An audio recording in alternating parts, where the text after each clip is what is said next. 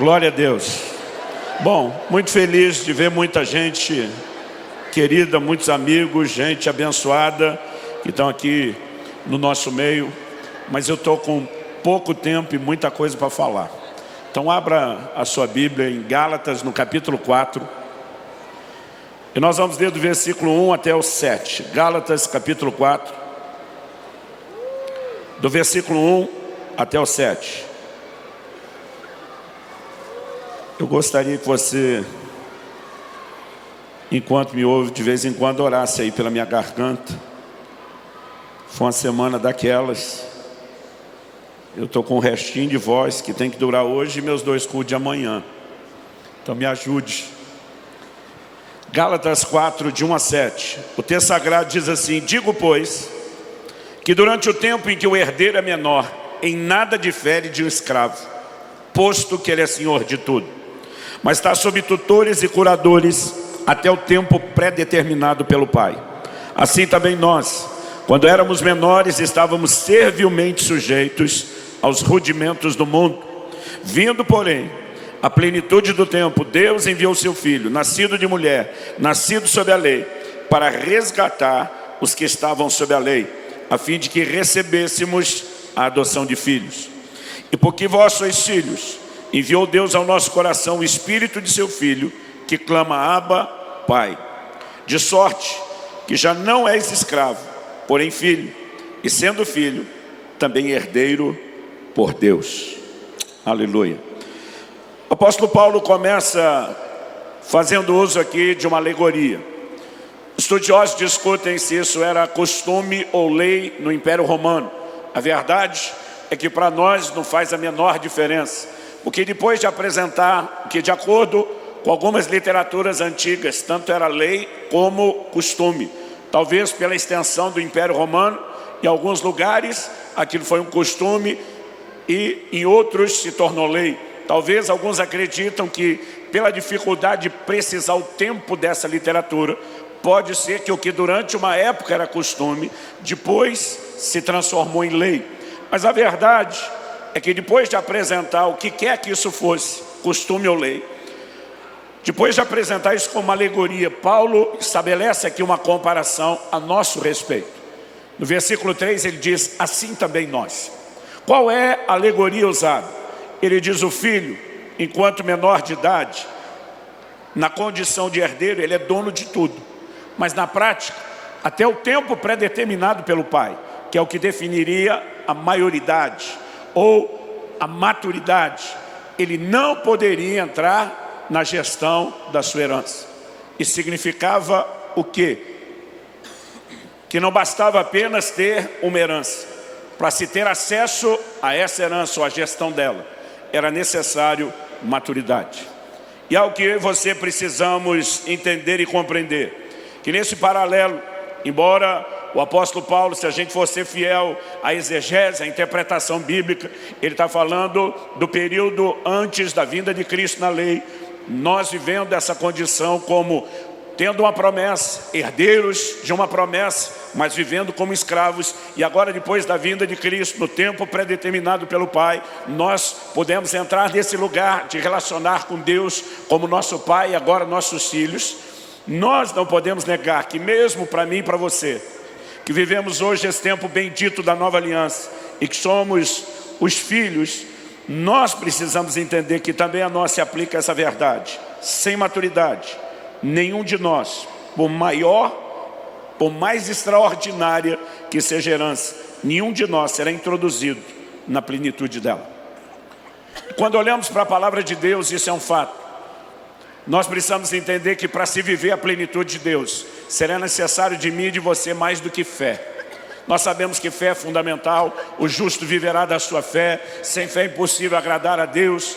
Tiago capítulo 1 diz: peça porém com fé, não duvidando. Ele diz: o que duvida, não pense tal homem que receberá do Senhor coisa alguma. Nenhum de nós vai questionar a importância da fé. Mas eu te garanto que pela palavra de Deus, só com fé, você não vai alcançar tudo que Deus tem.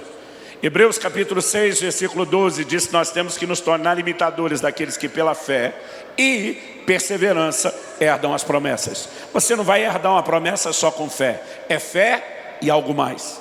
Em 2 de Pedro, no capítulo 1, o apóstolo Pedro diz: acrescentai a vossa fé. Ele está deixando claro que a fé já está lá, mas ele diz: acrescentai a vossa fé, a virtude, o conhecimento. E depois de fazer uma relação de virtudes, ele diz: porque se em vós houverem e abundarem essas coisas, vos será amplamente concedida a entrada no reino eterno de nosso Senhor e Salvador Jesus. Então é fé e algo mais. E nós temos olhado para uma geração que ela tem acreditado na utopia e na fantasia de que só com fé ela vai viver tudo que Deus tem. Eu quero te dizer, não é verdade. Um dos ingredientes necessários, se queremos viver a plenitude do que Deus tem, se chama maturidade. E nós precisamos entender, em primeiro lugar, quão extraordinária, quão gloriosa é a herança. Mas que assim como você encontra aquelas advertências num rótulo de medicamento, mantenha fora do alcance das crianças, Deus, com o alto padrão ou com a plenitude da sua herança, não vai agir de forma muito diferente comigo e com você. Quando eu olho para as Escrituras, eu consigo enxergar, não apenas num texto como esse de Gálatas 4, mas em várias ilustrações, eu consigo enxergar Deus deixando claro que gente matura não está pronto para gerenciar a herança. Você lembra de Lucas 15, quando você lê a respeito do filho pródigo? Alguém que teve acesso à herança e dissipa tudo por falta de maturidade. Um dia desse, uma pessoa falou para mim: pastor, eu estava lendo um artigo de uma revista que dizia que 90 e tantos % dos ganhadores de grandes prêmios de loteria no mundo todo, incluindo o país de primeiro mundo, vão dissipar a grande parte da fortuna em menos de 2 anos. Ele olha para mim e fala assim: essa é a maior prova de que esse dinheiro é amaldiçoado. Eu falei para ele: olha, eu não vou discutir a parte espiritual. E não discutir com ele, não estou discutindo aqui. Então não estou falando nada, nem a favor, nem contra. Eu falei: mas uma outra estatística mostra que a maior parte dos herdeiros de impérios bilionários, de grandes empresas e companhias que foram construídos, se tornaram verdadeiros impérios, a maior parte dos herdeiros vai colocar a perder aquele império bilionário que foi herdado em pouco tempo. Isso significa o quê? Que então a herança é maldita? Não necessariamente. Toda pessoa que é introduzida na gestão de algo para o qual ela não foi preparada e não tem estrutura, ela tem tudo para comprometer aquilo que lhe está sendo confiado. E nós olhamos para isso como um fato não apenas estatístico no mundo natural, mas a palavra de Deus apresenta como princípio. Essa é uma das razões pelas quais o apóstolo Paulo escreve a Timóteo e diz: na hora de estabelecer um líder, que ele não seja neófito, não seja novo na fé. Essa talvez seja a razão pela qual os levitas, para começarem a cooperar em algumas áreas no templo, eles precisavam de 20 anos de idade, dependendo da função 25. Um sacerdote não começava antes dos 30 anos. E acredite, apesar de aos 12 anos de idade, Jesus está dando um show de Bíblia para os mestres do templo, ele não começou seu ministério antes dos 30 anos de idade. Porque quando a Bíblia fala de maturidade, nunca é só o quesito espiritual. Há sempre uma combinação de vários desses fatores juntos. Então Paulo escreve a Timóteo e diz: o líder não pode ser novo na fé, porque a experiência dele pode ser fantástica, impactante, inquestionável, mas isso não significa que ele teve tempo para crescer ou para amadurecer. E algo que eu percebo pelo próprio ensino da Bíblia é o cuidado que eles tinham de não estabelecer líderes imaturos. Na verdade, eu acredito que líderes imaturos, eles produzem mais dano à igreja do que falta de liderança. Talvez a prova disso é quando eu e você olhamos para o livro de Atos e vemos Paulo e Barnabé plantando igrejas no meio dos gentios. Eles chegam, pregam o evangelho, dão gás junto àquela turma, ficam um tempo com eles, depois fala para eles: segura a onda aí que nós vamos pregar o evangelho em outra cidade. Chegava na outra cidade, a mesma coisa, permanecia um pouco tempo, dizia para eles: segura a onda, nós vamos para outra cidade. E Atos 14 diz que depois de várias cidades é que eles voltaram para levantar os primeiros níveis de liderança, os primeiros presbíteros. Significa que quando saíram, deixaram sem liderança. Por quê? Porque é melhor ficar sem liderança do que ter líder imaturo. Líderes maturos causam mais problema do que falta de liderança. Agora, eu e você precisamos entender, e aqui a ideia não é criticar o líder. É mostrar para mim, para você, é nos lembrar a importância de encarar o assunto de maturidade. E quando eu olho para isso na palavra de Deus, eu me sinto muito encorajado e desafiado em vários níveis. Eu acredito que a nova geração está vivendo uma crise que ela não consegue mencionar, porque talvez ela não tenha o poder de comparação que alguns de nós, que temos um pouquinho mais de idade, conseguimos fazer. Mas é impressionante, para nós estamos no ministério pastoral, eu muitas vezes sento para aconselhar um casal, e eu fico me perguntando se eles estão precisando de conselho, de oração ou de uma chupeta. Porque às vezes parece duas crianças que não têm a menor estrutura emocional ou maturidade em questões simples de relacionamento. Porque nós somos parte de uma geração que tem comprometido tanto a ideia e o conceito, como aquele preparo que seria importante para vivermos maturidade. E a falta daquilo que temos no reino natural está também nos comprometendo a ter o devido paralelo, o devido entendimento no reino espiritual. Quem está entendendo, diga amém. Quando eu olho para a palavra de Deus, eu me sinto desafiado. Quando eu olho para a minha caminhada, para a minha história, eu percebo que Deus me cercou logo cedo para garantir o entendimento desse tipo de princípio. Eu comecei a pregar aos 18 anos de idade. Aos 19 anos de idade eu já falava em ginásios cheios. E as pessoas não me chamavam por causa daquilo que eu tinha para pregar. Aliás, dou graças a Deus que naquela época não se gravava tudo como faz hoje, porque senão teria o registro de muita bobagem que eu falei lá no começo. E eu dou graças a Deus que ninguém tem provas quanto a mim. Você também. Cada um de nós é grato. Cada um de nós é um código. Estou falando só para um aqui na frente, tá bom, gente? Mas, voltando aqui ao assunto, eu comecei a experimentar, por causa da graça de Deus, da ação, do mover do Espírito, um crescimento no ministério. E eu me lembro que em agosto de 93, quando a coisa estava assim no auge, eu tive um acidente de carro que me gerou muita crise. Eu falo sobre esse assunto tanto no meu livro do Agir Invisível de Deus, como um pouco no livro da maturidade.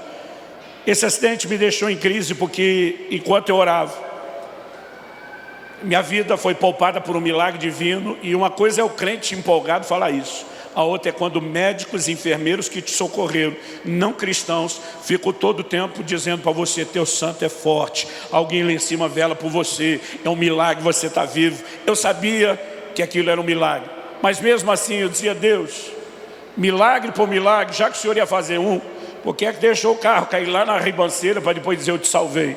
Não podia ter arrumado o carro lá em cima na pista? Eu tive perda total, toda a minha mudança estava dentro do carro.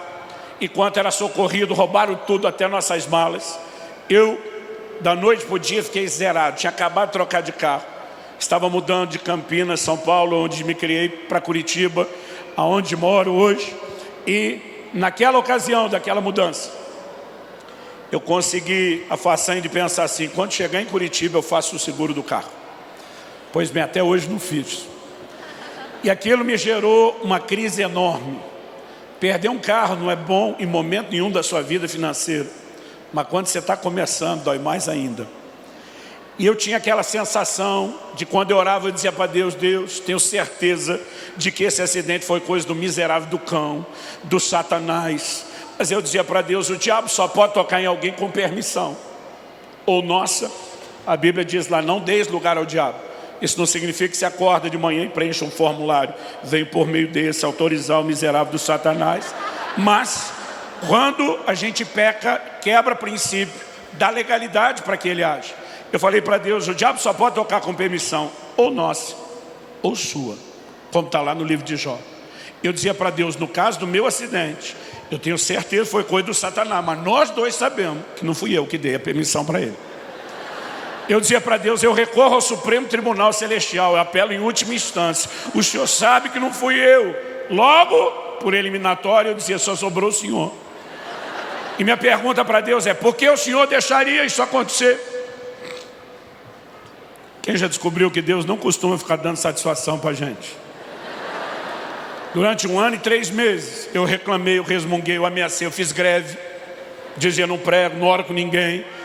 Mas não teve nada que funcionasse. Durante 1 ano e 3 meses eu não tive resposta nenhuma. Até que chegou o dia da minha ordenação, do meu estabelecimento como pastor de uma igreja local. Porque uma das coisas que o acidente provocou de mudança é que eu acabei deixando o ministério itinerante e fui para o pastoreamento. Depois de 1 ano à frente da igreja, sendo examinado, testado, agora os pastores vieram impor as mãos sobre eu e os outros colegas. Eles estão orando conosco, começaram a liberar palavras proféticas, cada palavra profética muito precisa, muito tremenda. Mas um deles, o Francisco, hoje ele é parte da minha equipe lá em Curitiba, ele começou a falar de segredos do meu coração, como eu nunca tinha visto ninguém fazer. Eu depois fui perguntar para ele, falei, meu amigo, que palavra profética foi aquela? Eu nunca vi alguém profetizar desse jeito. Ele olhou para mim e falou, eu não estava profetizando. Eu falei, se você não estava profetizando, estava fazendo o quê? Porque eu nunca vi alguém falar algo tão claro, detalhado da parte de Deus. E ele olhou para mim como se estivesse falando de uma coisa normal, corriqueira, que acontece toda hora. Ele disse, a hora que eu botei a mão na sua cabeça para orar por você, eu vi um anjo de Deus em pé do seu lado. Eu falei, como assim viu? Uma coisa esfumaciada. Ele falou, tive uma visão aberta, vi como você está me vendo. Ouvi ele como você está me ouvindo. E foi ele que me contou aquelas coisas a seu respeito. Resumindo a história, o anjo fala para ele, aponta o dedo para mim, em primeiro lugar para nós os três, fala para ele, você tem uma preocupação muito grande com esses ministros. E hoje eu entendo a preocupação dele, porque hoje nem eu teria ordenado eu mesmo ao ministério pastoral tão cedo. 20 anos de idade, solteiro, imaturo, não teria feito. Eu não me ordenaria hoje. Mas naquele momento ele falou, você tem uma preocupação muito grande com eles. Mas o Altíssimo te faz saber que eles estão nas mãos dele. Eles estão no lugar certo, na hora certa, fazendo a coisa certa. E ele está cuidando deles, não se preocupe. E ele ficou tranquilo. Mas depois disso, o anjo aponta o dedo para mim e o caldo entornou para o meu lado. Ele disse assim, quanto porém a este? O anjo disse assim, ele é rebelde. E ele não aceita o tratamento de Deus na vida dele. Não foi legal ouvir isso não, gente. O anjo aparece para Daniel, chama de muito amado. Aparece para o Gideão, chama de homem valente. Pô, para mim rolou só um rebelde. Eu me rebelei para provar que não era rebelde, mas não funcionou. Para encerrar a história, o anjo aponta o dedo para mim e fala para ele, diga para ele, que o acidente de carro que ele teve no ano passado, foi de fato, como ele diz nas orações dele, uma tentativa de Satanás de destruí-lo. Mas o anjo disse assim, diga para ele, por que Deus o permitiu? E o anjo disse que o ministério dele estava crescendo mais rápido do que a capacidade dele de se deixar ser trabalhado e tratado por Deus. E era só uma questão de tempo.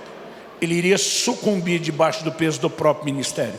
O sucesso se transformaria em fracasso, porque ele não tinha estrutura para suportar o lugar onde ele estava entrando. O anjo disse, o diabo queria pará-lo porque o via como uma ameaça. Deus precisava pará-lo para não perdê-lo. O anjo diz, nos próximos anos, Deus vai tratar profundamente com ele nessa cidade. Eu estava em Guarapuava, achei que eu ia ficar pastoreando 1, no máximo 2 anos. Só em Guarapuava, foram 9 anos. O anjo diz, nos próximos anos, Deus vai tratar profundamente com ele, antes de liberá-lo, para que ele volte a correr e viajar pela nação, pelo Brasil e pelas nações. Em dezembro do ano passado, Deus me disse, agora se encerra um ciclo. Eu completei 25 anos de ministério pastoral. Ele diz, agora estou te liberando para voltar àquilo que você fazia lá no início. E hoje, depois de 1/4 de século, só na lista do ministério pastoral, eu acredito que eu posso te dizer um pouquinho sobre tempo e sobre maturidade. Maturidade é algo que eu e você precisamos entender que não vem sem tempo. Não é algo instantâneo, não é algo imediato. Em Marcos, no capítulo 4, do 26 ao 29, Jesus diz, o reino de Deus é semelhante a um homem que plantou uma semente. A semente germina, primeiro a erva, depois a espiga, depois o grão cheio na espiga, mas só quando tiver madura é que se lhe mete a foice. Você não planta uma semente num dia para colher no outro. O reino de Deus tem processos no plano espiritual, assim como tem processos no reino natural. Quem está entendendo, diga amém. Então maturidade é importante e necessária, mas não é instantânea. Não é algo que vai acontecer sem tempo. Mas a pergunta principal não é essa. Talvez a pergunta principal que eu e você tenhamos que fazer é: só o tempo garante a maturidade? Também não. Hebreus 5,12 diz: quando vocês já deveriam ser mestres, em razão do tempo decorrido, vocês têm necessidade de que de novo se vos ensine os princípios elementares do reino de Deus. Em outras palavras, ele está dizendo: vocês já têm tantos anos de janela de vida cristã que era para estar ensinando, mas além de não estar ensinando, nem aprendendo vocês estão. Toda hora a gente tem que reensinar o beabá da fé. Então só tempo garante? Não. Para se viver maturidade, nós vamos precisar entender a importância da soma de tempo com algo mais. E antes de falar o que é esse algo mais, eu queria primeiro denunciar um comportamento que está se tornando muito forte na nova geração. É a maneira de pensar a família. E eu quero junto fazer um desabafo junto com a instrução bíblica. As coisas estão mudando muito rápido. O dia desse encontrei uma pessoa que de tão querida, não vou falar o nome, tem um filho só, o menino está crescido. E você sabe que a vida é uma eterna cobrança. O cara está solteiro, a gente pergunta quando é que vai namorar. Começa a namorar, quando é que vai noivar. Noivou, quando é que vai casar. Casa, quando é que vai ter filho. Aí tem um filho, quando é que vai ter outro. Tem outro, quando é que vai ter mais outro. Então encontrei esse casal, ele só tem um filho, o menino está crescidinho.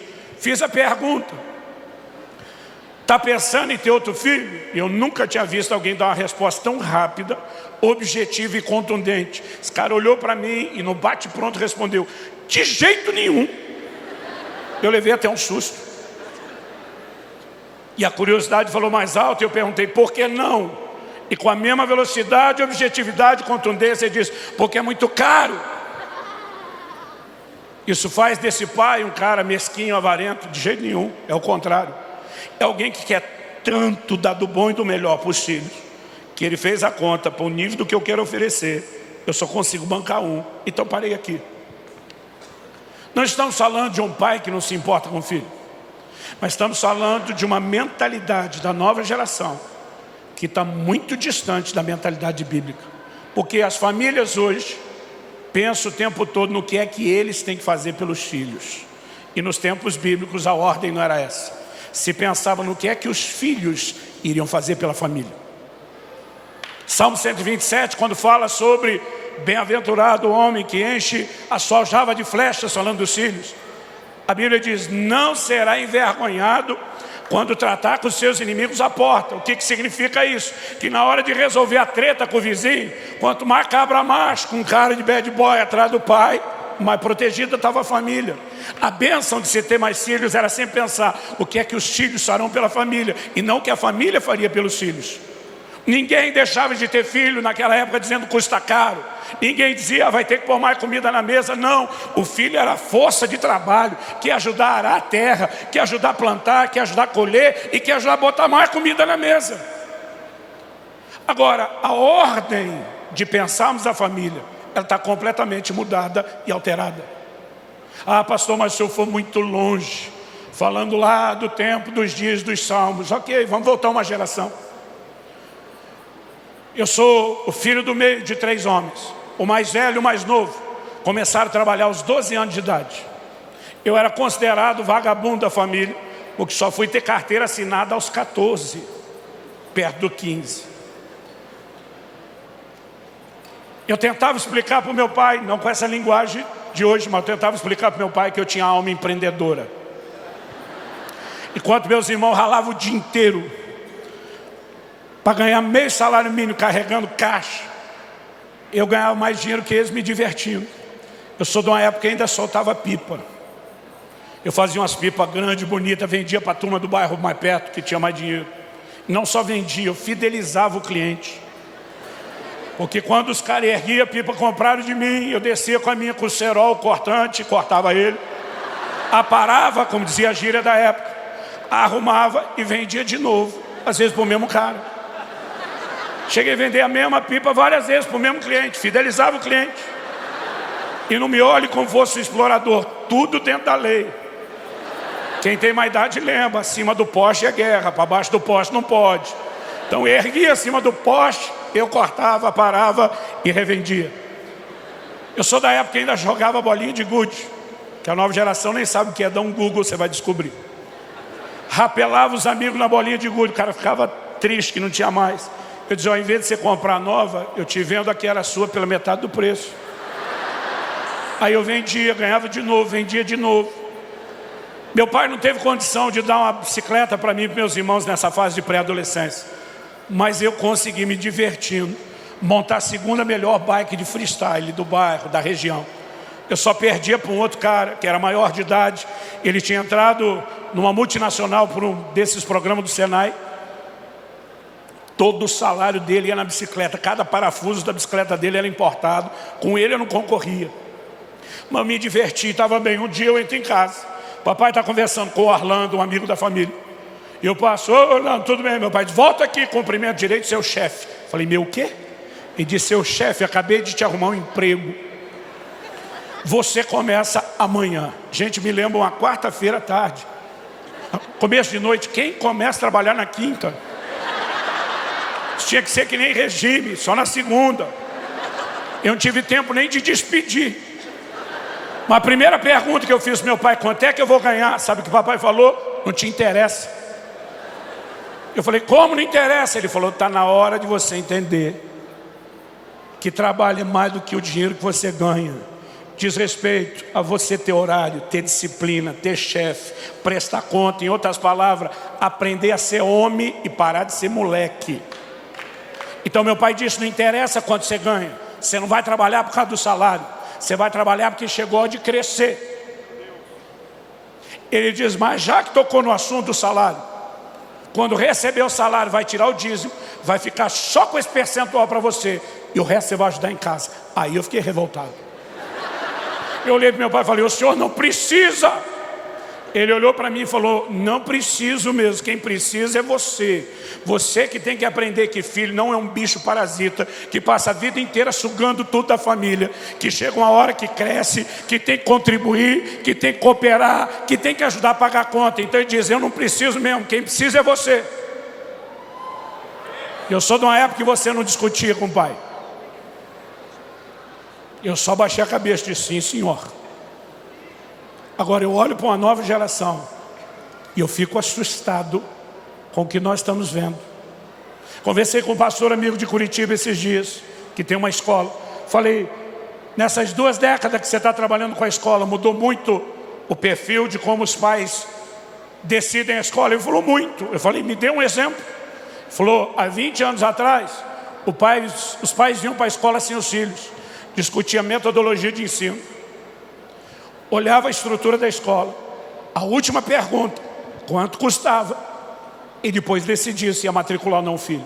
Eu falei, e hoje? Ele falou, hoje os pais trazem os filhos, largam os meninos para correr na escola, e depois que eles correram uns 15, 20 minutos, volta suado, o pai pergunta, você quer estudar aqui? E a criança, aquele toquinho de gente que não sabe nada da vida, nem o que é bom para ele, decide se ele quer ou não. E os pais dizem, sim senhor, para os filhos.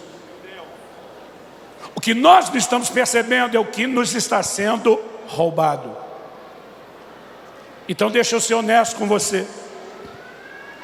Algo precisa mudar nessa mentalidade que nós temos de família. Um dia desse, alguém da minha igreja desabafou, falou, pastor, essa nova geração é muito mimada.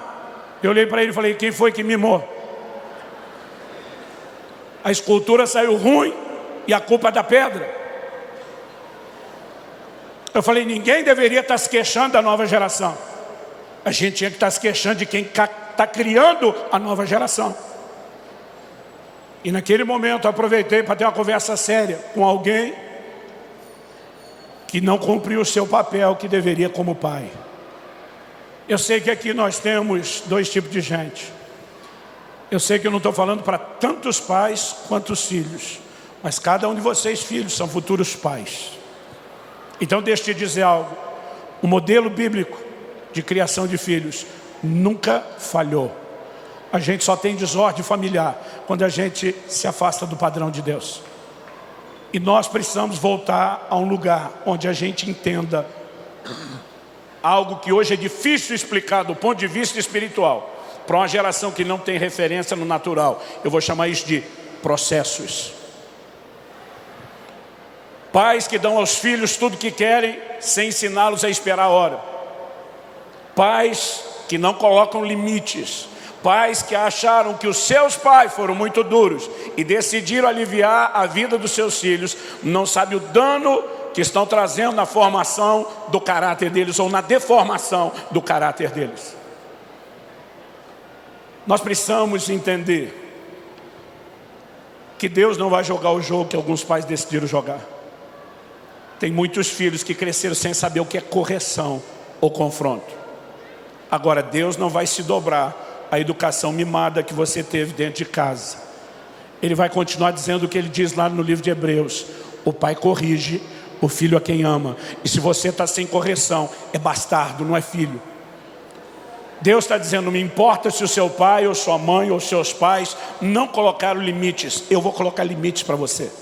Eu vou ensinar, eu vou te fazer esperar, eu vou dizer não, eu vou te corrigir. Processos. E os processos deveriam ter um papel enorme no nosso crescimento e na nossa maturidade. Mas muitas vezes, porque nós não vivemos o processo na dimensão natural, a gente não consegue entendê-lo na dimensão espiritual. E quando eu olho para a Escritura, eu vejo muito, mas muito volume de informação a respeito desses processos. Eles são importantes, eles são necessários. Quando meu filho completou 18 anos de idade, ele foi estudar nos Estados Unidos. Tinha ganho uma bolsa para passar 4 anos estudando no IHOP de Kansas City. Eu lembro quando foi chegando a hora dele ir, eu chamei ele e falei: filho, vem cá, vamos ter uma conversa séria. Porque o menino, perto de fazer 18 anos de idade, ninguém lá em casa, nenhum dos 2 filhos tinha permissão de falar em namoro antes dos 18 anos de idade. Outro dia alguém me falou: onde é que está na Bíblia isso? Falei: a Bíblia manda obedecer o pai. Pronto, está aí. Se fosse para obedecer só Deus, Deus não mandava obedecer o pai, dizia: só me obedeça. Então eu falei para eles: casamento não é uma união só de pessoas, deveria ser uma união de propósitos. Enquanto vocês não tiverem um mínimo de maturidade para entender o propósito de Deus para vocês, para saber avaliar o propósito de Deus na vida de outro, não adianta seguir o hormônio ou uma emoção imatura e tomar uma decisão permanente. Então eu dizia: o fato de que não pode antes dos 18 não significa que com 18 já vai ter permissão, mas antes não tem negócio. E meu filho soube esperar isso, mas quando está chegando perto dos 18, está esperando para formalizar o início do relacionamento, ele já estava falando de casar em pouco tempo. Então, um dia eu conversei com meu filho e disse: filho, preste atenção, alguém que não sabe cuidar do seu orçamento como solteiro não merece ter uma família para cuidar. Mais de 50% de divórcios, mesmo entre cristãos, tem origem em problemas financeiros e na imaturidade das pessoas em lidar com dinheiro. Então eu falei: se não sabe cuidar do seu orçamento como solteiro, não tem permissão para casar. Então vamos focar o treinamento nisso. Eu falei: você acha que você está muito maduro, mas eu quero te mostrar que ainda falta alguma coisa, mas eu quero te apoiar. Então, se falta maturidade, eu vou te botar na estufa, vamos acelerar o processo. Meu filho, como muitos de vocês fizeram essa cara estranha, me olhou com a cara assim de: o que é estufa? Talvez você já viu os seus avós colocar banana embrulhada num jornal debaixo do fogão para acelerar a maturação. Aí meu filho ficou olhando com a cara de não sei o que é isso. Falei: então deixa eu explicar na linguagem da sua geração. Vai ser eu batendo na sua cara e dizendo: 02, pede para sair. E vendo quanto é que você aguenta. Eu falei: você está disposto a jogar o jogo? Ele falou: eu estou. Eu falei: você não sabe a intensidade. Ele falou: mas eu confio no senhor. Ele falou: o senhor não vai exigir de mim nada que eu não consiga acompanhar. Eu falei: então vamos lá, sua primeira lição, tem que aprender a cuidar do orçamento. O que você ganha por mês do seu trabalho à distância, na hora que faz a conversão para o dólar, sumiu, não é nada. Ah, mas tem um mantenedor que Deus levantou para me abençoar. Legal, também não supre o seu orçamento. Sentamos, fizemos as contas do que era o orçamento mínimo para sobreviver no modo estudantil. E ele falou: falta. Ele falou, o senhor não me ajuda? Eu falei, claro que eu ajudo. Mas para te ajudar mesmo, eu só vou dar o básico para você sobreviver. Porque se eu tornar a sua vida muito fácil, eu lá na frente vou tornar a sua vida difícil. Então eu prefiro tornar a sua vida difícil agora, para fazê-la mais fácil lá na frente. Então, além de eu não te dar nenhum luxo, eu só te mando dinheiro no primeiro dia de cada novo mês. Então você faça a conta, vê o que é despesa fixa, o que é que sobrou para comer. Se vai pegar o que sobrou, dividir por 30 e todo dia só come aquilo. Falei, eu prefiro comer 4 dias mal e no quinto lavar a alma. Mas cada um faz do jeito que quer. Não me importa como você vai fazer o seu orçamento, só não me peça dinheiro antes de virar o mês. Tá bom. Eu falei, tá bom não, repete o que eu falei. Repetiu. Falei, você sabe quando seu pai fala, é que nem diz a Bíblia, o decreto dos reis da Média e da Pérsia, é irrevogável. Não tem volta. Você está entendendo, filho? Estou entendendo. Primeiro mês, beleza. Segundo mês, beleza. Final, terceiro mês. A gente falava todo dia no WhatsApp. Mas faltavam 3 dias para terminar o mês, a conversa começa diferente. Já levantando aquela bandeira vermelha para qualquer pai. Ele começa sendo assim, então pai. Digo, então o que, meu filho? Falou, pois é, eu sei que ainda falta 3 dias para terminar o mês. Mas o senhor não pode me adiantar o dinheiro do próximo mês? Falei, não posso não. Eu falei, o senhor está sem dinheiro? Falei, claro que não, filho, o dinheiro está parado na conta. Então por que não pode mandar? Falei, porque não é a data, é só quando termina o mês. Mas pai, só falta 3 dias. Falei, te digo mesmo, só 3 dias você espera. Ele falou, pai, na verdade é que o meu dinheiro acabou. Falei, filho, eu suspeitei isso desde o início, mas o problema é seu, não é meu. Papai falou para você se organizar. Pois é, mas não tem jeito. Falei, não tem jeito. Falei, pai, o senhor não está entendendo a gravidade. Falei, então me esclareça a gravidade. Ele falou, eu não tenho o que comer. Eu não tomei café da manhã hoje, eu não almocei. Eu não tenho o que comer nesses 3 dias. Agora olhe para cá. Diante de Deus, sabe o que eu falei para ele? Jejua. Falei, você já fez pelo menos 2 jejuns de 3 dias na água e não morreu. Não é agora que vai morrer. Pai, o senhor está de brincadeira? Falei, diante de Deus, não estou não. Pai, falei, jejua. Falei, já foi sua aula da sexta de manhã. Agora sábado, domingo não tem aula. Até a segunda o dinheiro chega. E se você não tiver força, fica deitado lá no chão da casa de oração. Os 3 dias nem sai de lá. Agora, é lógico que a sabedoria nos ensina algo. Não falei nada para a mãe do menino. Esperei passar os 3 dias. Mandei o dinheiro, o menino comeu, sobreviveu.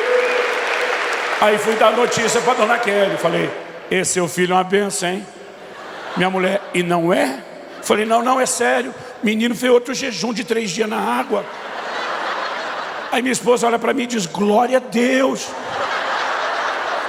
Aí a consciência pesou. Eu falei, eu preciso falar mais. Falei, tá certo que eu tive uma participação. Ela falou, você é um pai incentivador? Aí me doeu mais a consciência. Falei, dessa vez foi mais do que incentivo.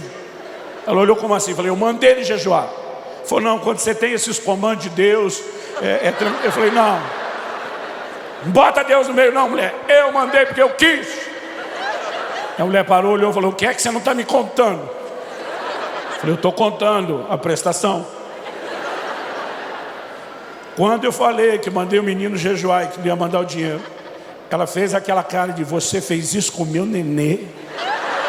Eu falei, para de pensar e não ouse falar, porque ele não é mais nenê, ele é maior de idade e está falando em casamento. Aí eu falei, amor, mas na boa, até meu coração está apertado. Mas o Espírito Santo falou comigo, se você amolecer na primeira, ele vai folgar todo mês. Ensine ele. Faça ele crescer e se tornar homem. Eu falei para ela, então nesse momento eu preciso que você confie em mim. Ela disse, o que você falou para ele? Eu falei, me vinguei do que meu pai falava para mim. Falei, um dia você vai me entender e vai me agradecer. Esperei a vida inteira para falar isso.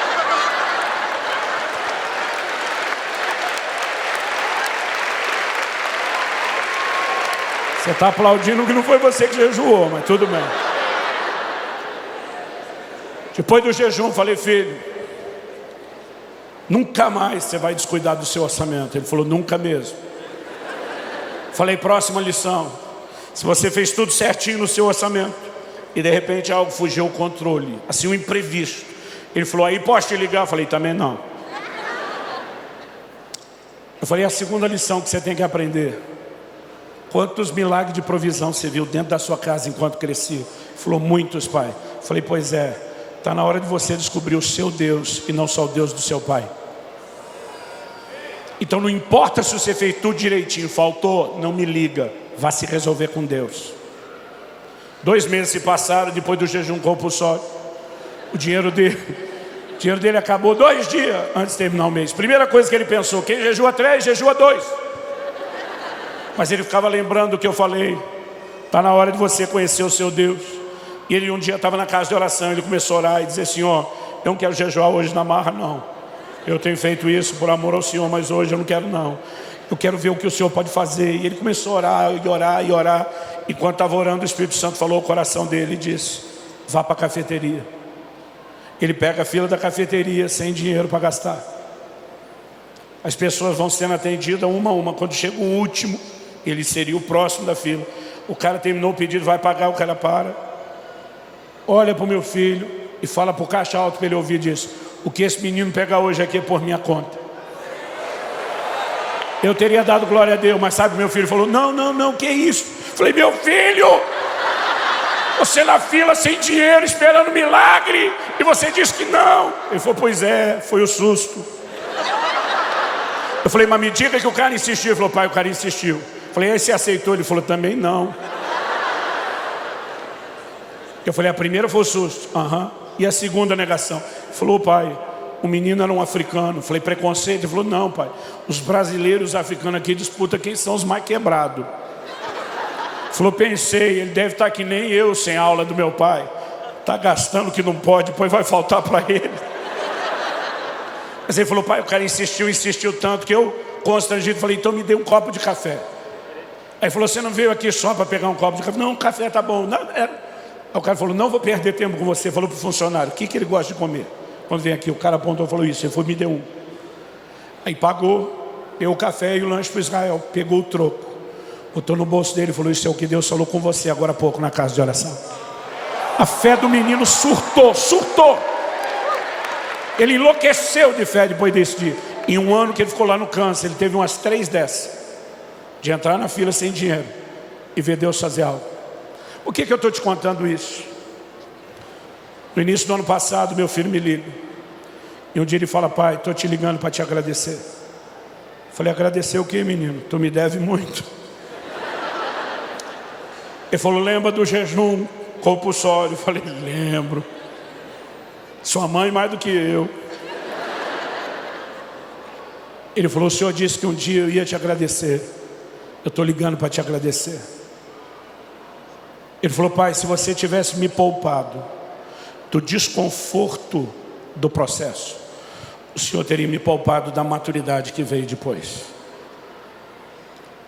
Ele diz, o senhor me ensinou a ser um homem e cuidar da minha família, mas o senhor também me ensinou a ser um homem de Deus.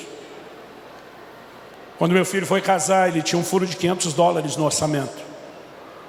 Eu falei, como é que você vai fazer? Porque eu não vou te bancar. A Bíblia diz, deixará o homem seu pai e sua mãe, se unirá à sua mulher, nós vamos cortar o cordão umbilical. Eu falei, como é que você vai fazer? Ele falou, pai, Priscila, porque ele estava com visto de estudante, ele não podia trabalhar, era ilegal.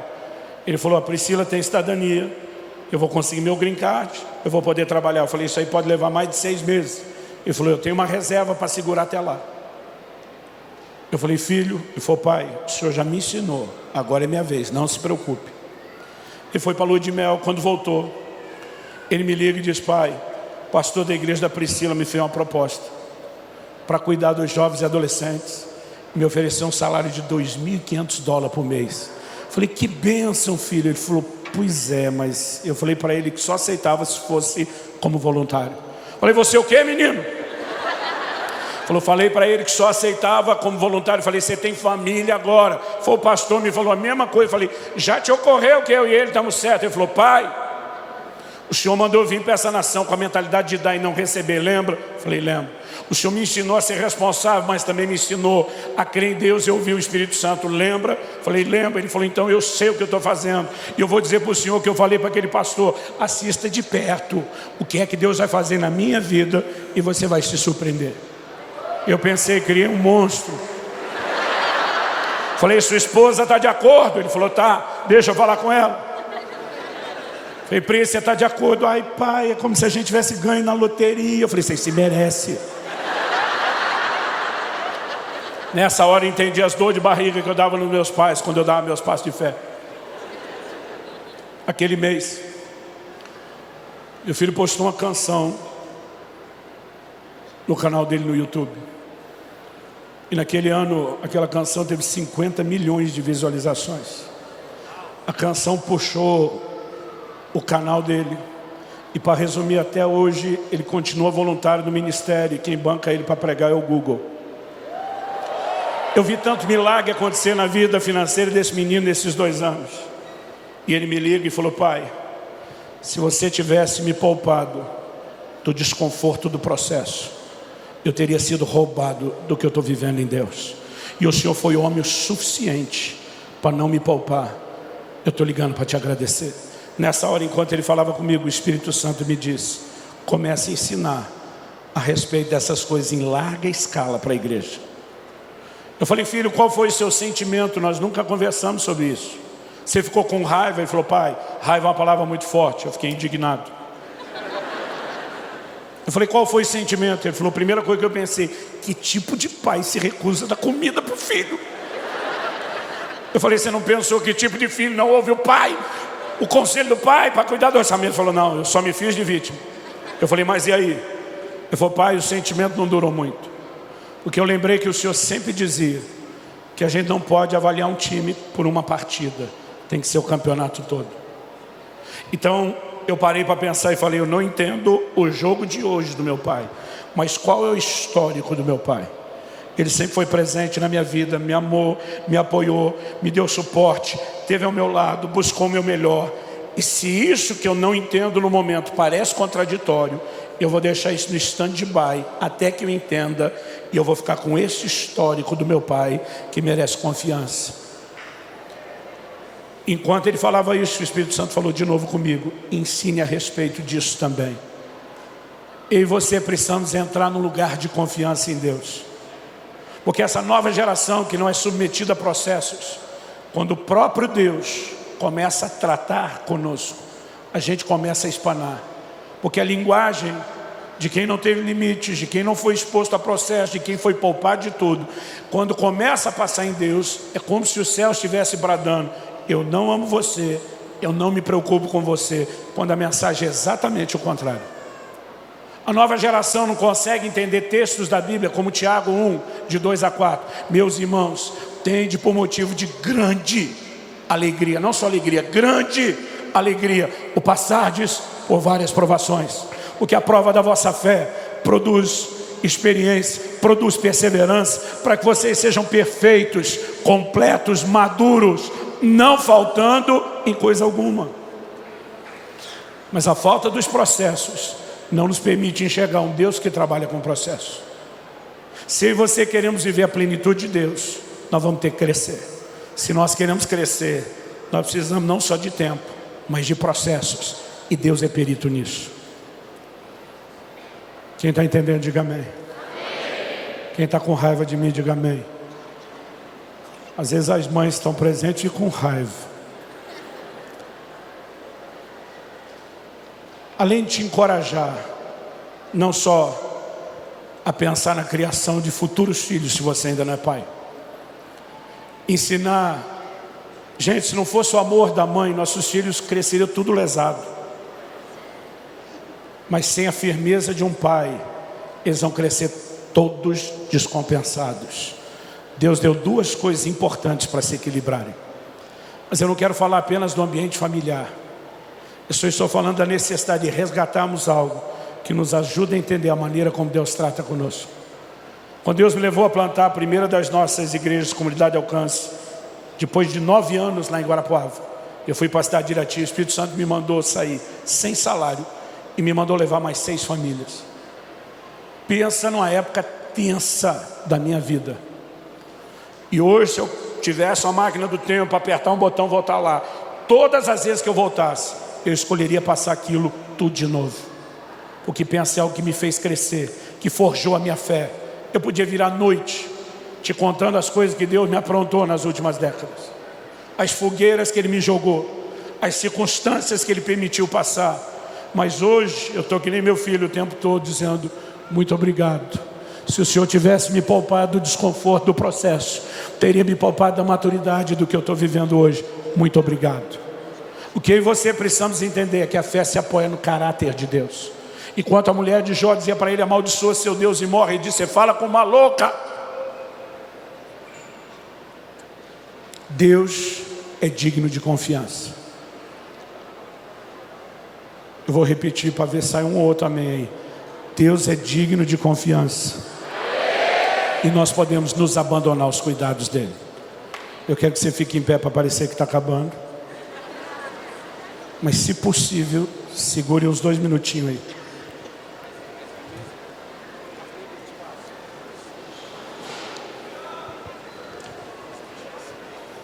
Tem gente que quando vai caçar, leva uma escopeta, uma calibre 12, cano cerrado, sai chumbo para todo lado. Alguma coisa se acerta no tiro. Hoje eu não vim dar uma de sniper, hoje eu vim atirar de escopeta. Algum pedaço de chumbo vai pegar em você. Alguma coisa do que nós estamos falando serve. Mas há um grupo específico aqui dentro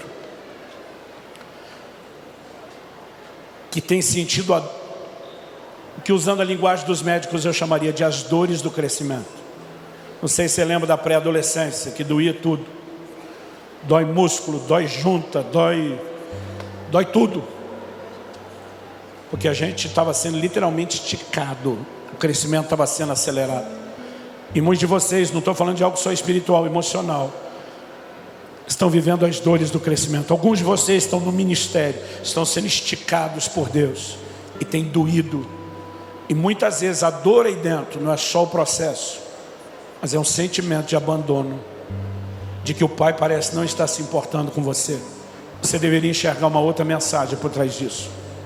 É justamente porque Ele se importa com você que Ele decidiu permitir que você passaria isso. E nessa noite, eu creio que vai haver um derramar sobrenatural de consolo no coração de muitos de vocês. Nós não temos tempo ou espaço para te chamar à frente. Mas se você tem vivido algum aspecto dessas dores do crescimento, e no seu caso não é físico, é mais emocional do que qualquer outra coisa, e você não apenas entendeu e vai processar o que Deus está te falando, mas você quer sair daqui debaixo de um toque sobrenatural de Deus, eu quero que onde você está, você levante bem alto a sua mão. Não é para mim que você está levantando ela, é para quem vai te tocar. Enquanto uma canção é entoada, eu quero que você faça o que sentir no seu coração. Talvez sua vontade seja apenas, de forma honesta, chorar e dizer para Deus: está doendo. Talvez seja o clamor de dizer: eu preciso ter a maturidade de entender isso, ou eu preciso resgatar a simplicidade da confiança. Talvez você queira permanecer em silêncio. Talvez você ouse agradecer a Deus pelo que você ainda não entendeu. Mas acredite no que eu estou te dizendo. Nesses próximos minutos, algo sobrenatural vai acontecer dentro de muitos de vocês. Então fale com Deus. Você não precisa necessariamente acompanhar a música, mas sentir fazer isso, fica à vontade. Você não precisa necessariamente orar em voz baixa, pode ser em voz alta. Ou se prefira, talvez, em vez de orar em português, usar linguagem sobrenatural. Mas você que está lutando com nó na garganta aí, não lute. Esse choro não é um jogo emocional.